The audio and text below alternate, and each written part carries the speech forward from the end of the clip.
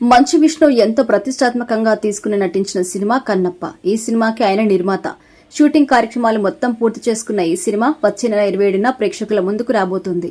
ఇందులో మన టాలీవుడ్ సూపర్ స్టార్లు ఒకరైన ప్రభాస్ తో పాటు బాలీవుడ్ నుంచి అక్షయ్ కుమార్, మాలీవుడ్ నుంచి మోహన్ లాల్ వంటి ప్రముఖులు కూడా నటించారు. సినిమా చాలా బాగా వచ్చింది అనే ఆనందంలో ఉన్నాడు విష్ణు.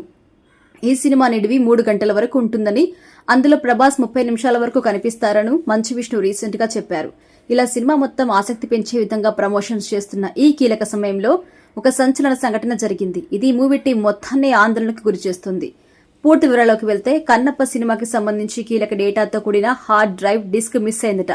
ముంబైలోని ఒక ప్రముఖ విఎఫ్ఎక్స్ కంపెనీతో ఈ సినిమాకి సంబంధించి విఎఫ్ఎక్స్ షాట్స్ అన్ని తయారు చేయించారు. ఆ కంపెనీ నుండి రీసెంట్ గా ఆ షాట్స్ కి సంబంధించి వర్క్స్ మొత్తాన్ని పూర్తి చేసి ఒక హార్డ్ డ్రైవ్ లో పెట్టి పంపించారు. ఈ హార్డ్ డ్రైవ్ మంచు విష్ణు ఆఫీసులో ఆఫీస్ బాయ్ గా పనిచేస్తున్న రఘు అనే వ్యక్తి స్టాఫ్ లో ఒకరైన చరిత అనే అమ్మాయికి అప్పగించగా ఆమె పరారైనట్టుగా తెలుస్తోంది.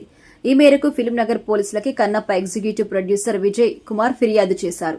దీనిపై ఇప్పుడు సోషల్ మీడియాలో చర్చ నడుస్తోంది. 200 కోట్ల రూపాయల బడ్జెట్ కి సంబంధించిన సినిమా పట్ల అంత అజాగ్రత్తతో ఉంటే ఎలా అని సోషల్ మీడియాలో నెటిజన్స్ కామెంట్ చేస్తున్నారు. ఇది నిజంగా జరిగిందా లేక పబ్లిసిటీ స్టంట్ అని కూడా అంటున్నారు.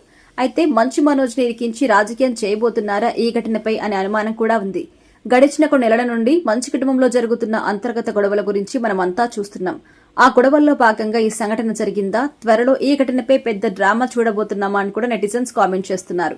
మంచు కుటుంబం పట్ల నెటిజన్స్ కి ఫస్ట్ నుంచి సరైన అభిప్రాయం అయితే లేదు. కానీ మంచు కుటుంబ వివాదంలో అత్యధిక శాతం మంది మనోజ్ ను సపోర్ట్ చేస్తూ ఉంటారు.